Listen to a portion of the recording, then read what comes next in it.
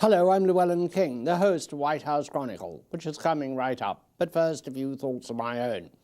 Because I have a British background, people often ask me about what should be borrowed from the British system of government and used in the United States.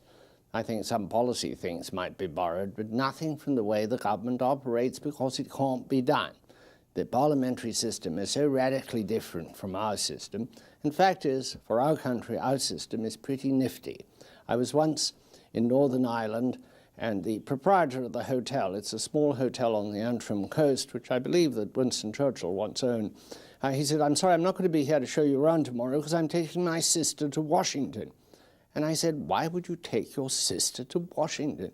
He said, "Oh, I want her to see Congress. We're never going to get a good government in Northern Ireland with the parliamentary system. We need a congressional system with the checks and balances because of our unique situation in Northern Ireland with the competition between Protestants and Catholics." And I thought that was fascinating. It caused me, in a way, to have another look at the two systems. And each fits a very different requirement. Some of the ideas floating around are really quite silly. We're going to have question and answer like the Commons. Well, it's wonderful fun on C-SPAN, but is it practical in the US? Who's going to ask the President the questions? Members of Parliament? That's members of Congress? No. That would be some violation, I think, of the separation of powers if it was done on a regular institutionalized basis. And other things. Party discipline. Fact is that under the British system, the individual member of Parliament has very little say in anything because they have to adhere to the total discipline of the Parliament. Much better the American system, and much better when we didn't have too much parliamentary discipline in Congress. I'll tell you what I would think would be an improvement, something I've seen in the Irish Parliament and I've seen in the House of Commons in London: more drinking. That's not facetious, it's true.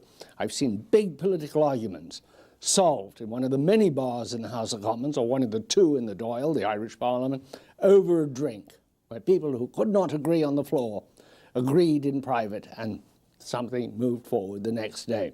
When I first covered Congress, at 6 o'clock in many offices, the cocktails would come out.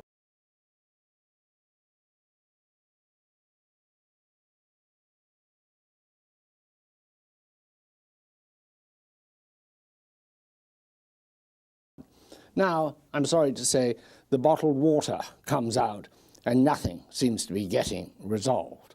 We're going to talk about the great issues facing the nation and facing the world, of currencies, of infrastructure, and the problems that are with us no matter what political party is dominant. And by the way, if you want to meld the congressional system with the British system, it was done in France for the Constitution of the Fifth Republic, which is still the Constitution of France, and it was put together by Charles de Gaulle for his own convenience.